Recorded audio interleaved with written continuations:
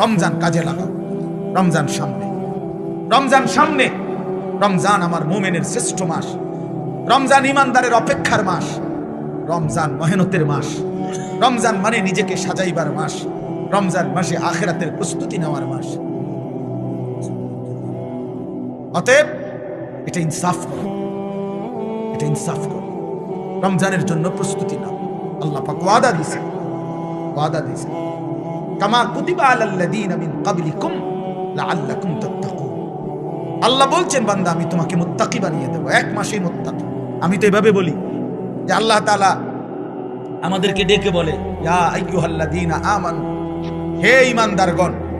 তো আল্লাহ তাআলা রমজানের শুরুতে বলে, হে ঈমানদারগণ। তার মানে তোমার ঈমান আমি নিলাম। মানে ডাক দিছে কেন? তো মানে তোমার ঈমানের পাসপোর্ট আমি নিলাম। কুতিবা আলাইকুমুস সিয়ামু কামা কুতিবা আলাল্লাযীনা মিন ক্বাবলিকুম, মানে হলো একটা মাস, রমজানের এই পবিত্র মাসে রোজার হুকুম, আমার বিধান মেনে চলো। একটা মাস কথাটা মানো, গুনাহ ছাড়ো, নেক আমল করো। আল্লাহ বলেন, আমি ওয়াদা দিলাম এক মাসের মাথায় 30 দিন অথবা সর্বোচ্চ 29 দিন, 31 দিন লাগবে না।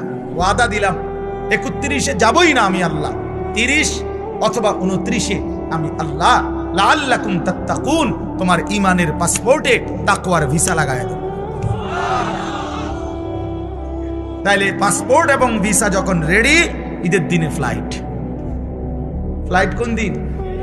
জান্নাতের ফ্লাইট, ঈদের দিনে ফ্লাইট।